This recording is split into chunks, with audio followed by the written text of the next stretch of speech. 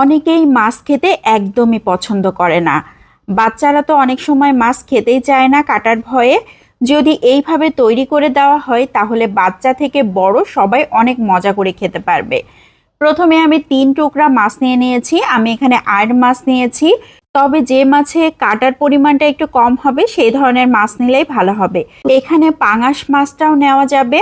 এখন আমি মাছের উপরে ফুটন্ত গরম পানি দিয়ে দিচ্ছি। একটু বেশি পরিমাণে পানি দিলেই ভালো হবে। এখন এভাবে 10 মিনিটের জন্য আমি রেস্টে রেখে দিয়েছিলাম। 10 মিনিট পর দেখেন মাছগুলোর চামড়া কিন্তু এমনিতেই উঠে আসছে। মাছের চামড়া ওঠানোর জন্য এটা পারফেক্ট একটা টিপস। গরম পানিতে 5 মিনিট রাখলেই উঠে যাবে, 10 মিনিটেরও দরকার হবে না। দেখেন কত সুন্দরভাবে চামড়াগুলো উঠে গিয়েছে।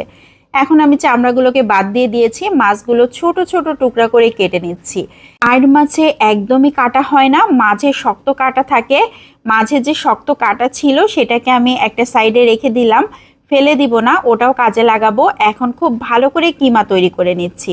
আমি ছুরি দিয়েই কিমাগুলোকে তৈরি করে নিয়েছি। এখন একটা পাত্রে নিয়ে নিয়েছি মাছের সেই কাটা দুইটাকেও আমি নিয়ে নিয়েছি। এখন নিয়ে নিয়েছি 2 টেবিল চামচের মতো মসুর ডাল পেস্ট করা।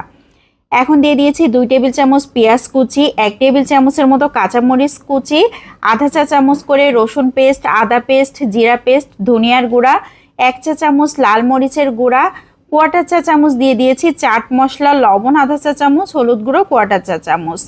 এখন দিয়ে দিয়েছি 2 টেবিল চামচ বেসন। কেউ চাইলে এখানে কর্নফ্লাওয়ার দিতে পারেন কিংবা চাউলের গুঁড়াটাও দিতে পারেন। খুব ভালো করে চটকে চটকে মাখিয়ে নিতে হবে। হাতের কাছে যদি ধনিয়া পাতা থাকে তাহলে অবশ্যই অ্যাড করতে পারেন, খেতে কিন্তু ভালো লাগবে। আমার হাতের কাছে ছিল না, এজন্য আমি দিতে পারিনি।